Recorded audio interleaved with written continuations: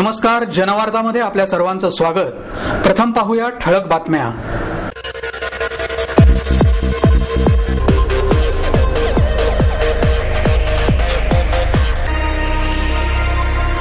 वाडिया समोरच्या उद्यानात शुल्क आकारण्यावरून महापालिकेच्या मुख्य सभेत वादंग। राजकीय क्षेत्रात नावापुरत्याच कार्यरत असणाऱ्या स्त्रियांना आरक्षणाचा उपयोग नाही, राज्य निवडणूक आयुक्त नीला सत्यनारायण यांची टीका।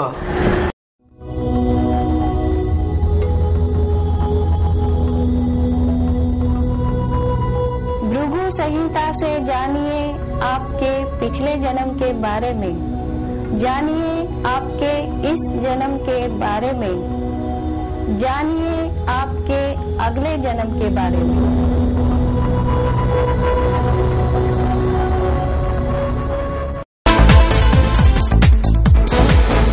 दिल्ली इथे केंद्रीय कृषी मंत्री शरद पवार यांच्यावर हरविंदर सिंग या माथेफिरूने एक हल्ला केल्याचे पडसाद पुणे शहरातही उमटले। या हल्ल्याचं वृत्त समजताच शहर राष्ट्रवादी काँग्रेस पक्षाच्या कार्यकर्त्यांनी बेलबाग चौकात जोरदार निदर्शनं केली।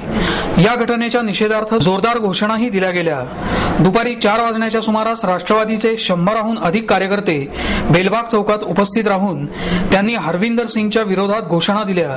तसेच लक्ष्मी रस्त्यावरील सर्व व्यापारी आणि दुकानदारांना दुकानं बंद करण्याचं आवाहन केलं। काही कर्त्यांनी आक्रमक होत रस्त्यावर ठाण मारून लक्ष्मी रस्त्यावरची वाहतूक बंद केली। यानंतर महापौर मोहनसिंग राजपाल आणि आमदार वंदना चव्हाण यांच्या नेतृत्वाखाली शिवाजी रस्त्यावर मोर्चा काढण्यात आला। महापौरांनी पुणे बंदची घोषणा यावेळी केली। या मोर्चात पक्षाचे कार्यकर्ते, पदाधिकारी मोठ्या संख्येने उपस्थित होते।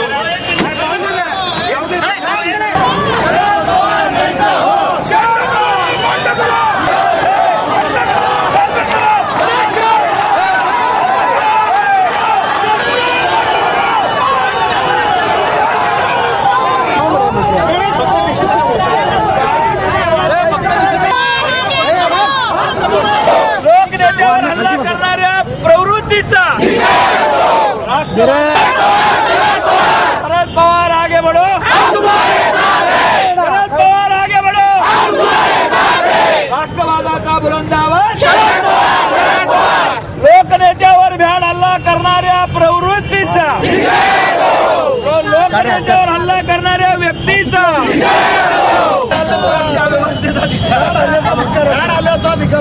बंद करा, बंद करा, बंद करा, बंद करा,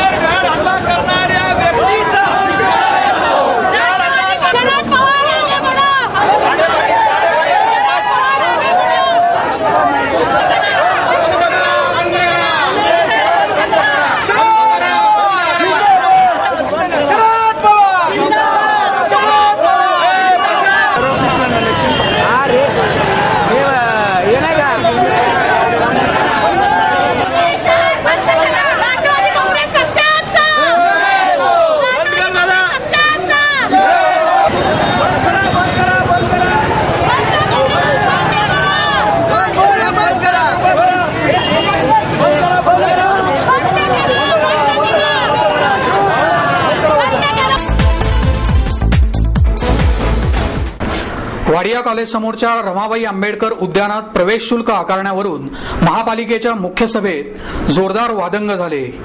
राजलक्ष्मी भोसले आणि उज्ज्वल केसकर यांनी तहकुबीची उपसूचना मांडली, परंतु मतदानाच्या वेळी भोसले यांनी पक्षाच्या निर्णयाच्या बाजूने मतदान केले.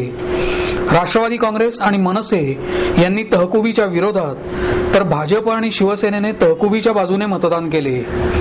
12 विरुद्ध 34 मतांनी तहकुबी फेटाळण्यात आली. विनामूल्य प्रवेश द्यावा या उपसूचनेला काँग्रेस राष्ट्रवादीचा विरोध होता.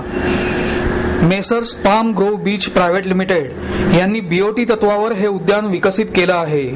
त्याच्या देखभालीसाठी येणारा खर्च लक्षात घेता तिथे येणाऱ्या नागरिकांना प्रवेश शुल्क ठेवण्याचा प्रस्ताव महापालिकेच्या मुख्य सभेत मंजुरीसाठी आला.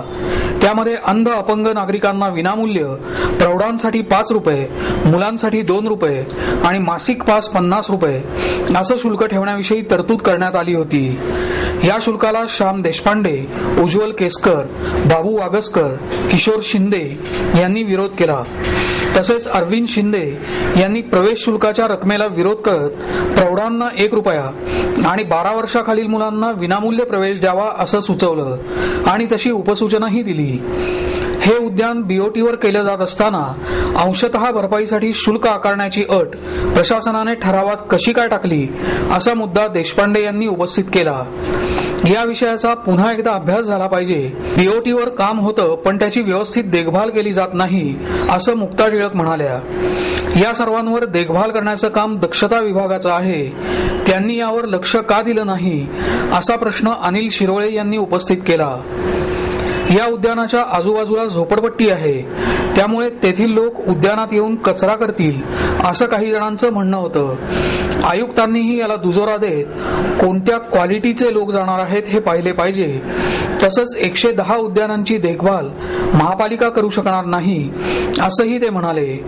आयुक्तांच्या या मुद्द्यावर किशोर शिंदे आणि केसकर यांनी आक्षेप घेतला. पैसे देऊन जाणारे आणि पैसे न देता जाणारे यांची क्वालिटी तुम्ही ठरवू शकत नाही. महापालिका देखभाल करू शकत नाही तर एवढी उद्यानं कशाला करायची असा मुद्दा केसकर यांनी उपस्थित केला. जर उद्यानच करू शकत नाही तर 2,500 एकराचा विकास आराखडा कसा करणार याबाबत प्रश्नचिन्ह निर्माण झालं आहे असं केसकर म्हणाले. NB पाटील आणि इतर ठेकेदारांनी पैसे घेऊनही कामं केली नाहीत. गेल्या 10-15 दैनिकामध्ये उद्यानांच्या संदर्भात एक मालिका सुरू झाली. उद्यानांच्या दूरभाषे संदर्भात माझ्या वॉर्डमध्ये कैलास तात्यासाहेब भर उद्यान म्हणून आहे. त्या संदर्भामध्ये सुद्धा बऱ्याच त्रुटी, बऱ्याच अडचणी, बऱ्याच तक्रारी आहेत. त्या संदर्भात त्या उद्यान खात्यामध्ये आम्ही कुणाला तक्रारी करायच्या, तिथे कोणी उद्यान खात्यामध्ये माणूस नाही जो त्या तक्रारी घ्यायला आम्ही लेखी पत्र दिली. त्या ठिकाणी असं कळलं की त्या ठिकाणी कोणतरी हॉर्टिकल्चर मिस्त्रीकडे सुपरवायझरला चार्ज आहे आणि तो सगळं त्या खात्यात चालवतो आणि तो मनमानी करतो. सगळ्या लोकांना नोटिसा देतो. कुणी काय चुकलं असेल तर त्याला निश्चित कारवाई करा. पण ज्या ठिकाणी आपला संबंध आहे त्या ठिकाणी तो हस्तक्षेप, तो इंडियन लोकांना सुद्धा काही लोकांना नोटीस द्यायला लागलेला आहे. हे फार गंभीर गोष्ट आहे माझ्या महापौर. आणि दुसरी गोष्ट की ह्या तक्रारी आम्ही त्याच्यामध्ये काय झालं उद्यान खात्यात आज मला सांगा की उद्यान खात्यामध्ये फक्त 2 लोक आहेत आमच्याकडे कामाला. आज केंद्र सुद्धा काढलेलं आहे. कॉन्ट्रॅक्ट केंद्र काढण्याच्या पैशाची तरतूद पण झालेली आहे. ते अजून केंद्र निघालं नाही. दुसरी गोष्ट स्वच्छतागृह मला आधुनिक पद्धतीचं बांधलेलं आहे, पण ते स्वच्छतागृह तिथं साफ करायला माणूस नाही म्हणून त्या घरावरचे बंद केलेलं आहे. तिथे माणूस तिथं साफ करायला म्हणजे आम्हाला चालू करता येत नाही. नागरिकांनी तक्रारी चालू करावं आम्ही करू शकत नाही, ते साफ करायला पण नाही. ग्लोबल वॉर्मिंगच्या समस्येवर प्रभावी उपाय म्हणून जगभर शाकाहाराचा प्रसार झाला पाहिजे असं मत सर्वजीव मंगल प्रतिष्ठानचे अध्यक्ष डॉक्टर कल्याण गंगवाल यांनी व्यक्त केलं.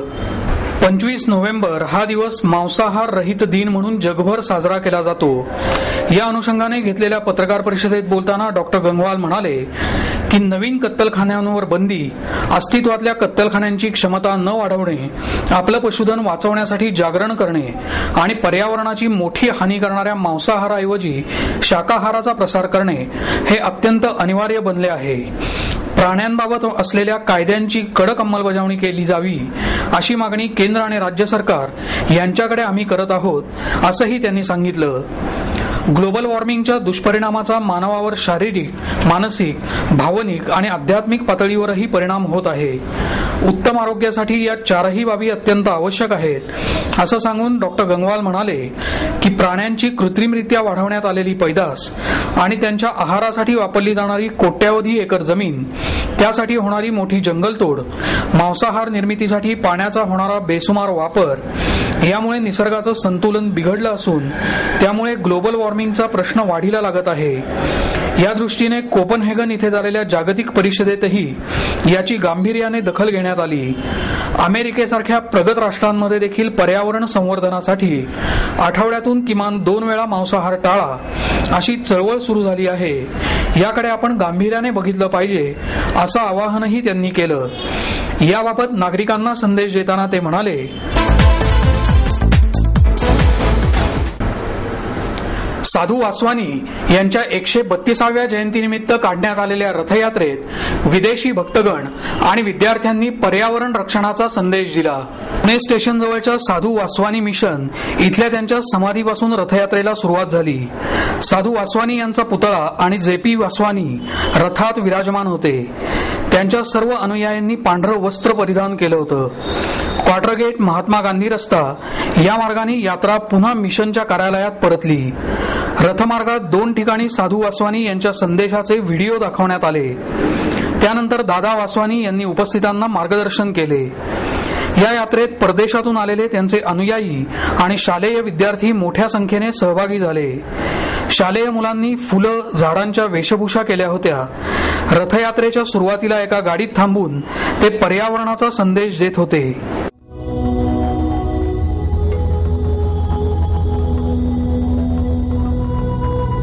भृगु संहिता से जानिए आपके पिछले जन्म के बारे में, जानिए आपके इस जन्म के बारे में, जानिए आपके अगले जन्म के बारे में.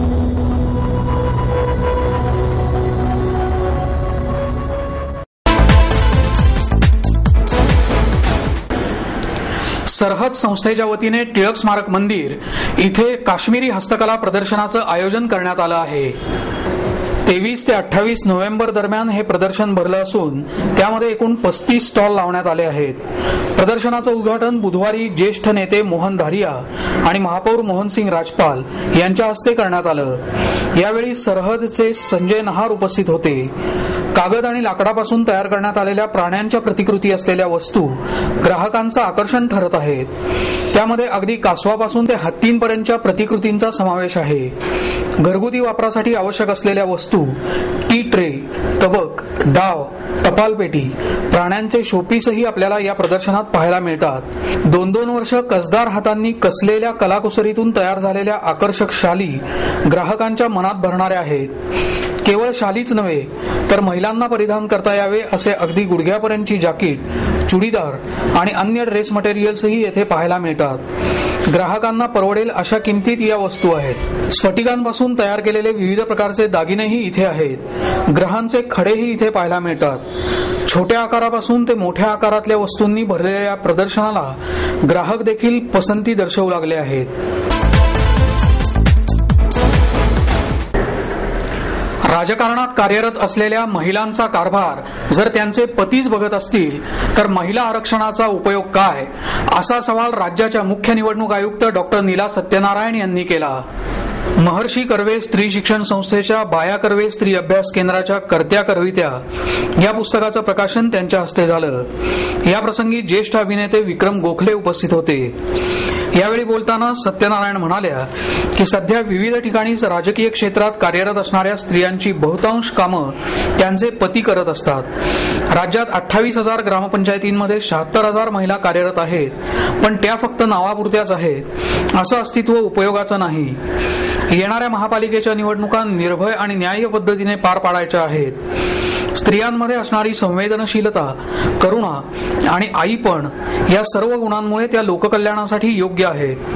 निवडून आलेल्या स्त्रियांमध्ये आत्मशक्तीचा परिचय करून देण्यासाठी तसंच राज्यकारभाराचं प्राथमिक ज्ञान आणि कायदेविषयक बाबींची माहिती व्हावी यासाठी क्रांतीज्योती प्रशिक्षणाचा कार्यक्रम हाती घेतला आहे. कर्त्या करवित्या या पुस्तकाबाबत बोलताना त्या म्हणाल्या की बाया कर्वे पुरस्कार प्राप्त वेगवेगळ्या क्षेत्रात महत्त्वपूर्ण कार्य करणाऱ्या आणि प्रसिद्धी न मागता अबोलपणे काम करणाऱ्या या स्त्रिया आहेत. त्यांच्या कार्यावर आधारित टीव्ही मालिकांची निर्मिती करण्याची विनंतीही त्यांनी केली. मृणालिनी चितळे यांनी पुस्तक परिचय करून दिला. कार्यक्रमाचं सूत्रसंचालन डॉक्टर अंजली देशपांडे यांनी तर आभार प्रदर्शन विद्या देशपांडे यांनी केलं.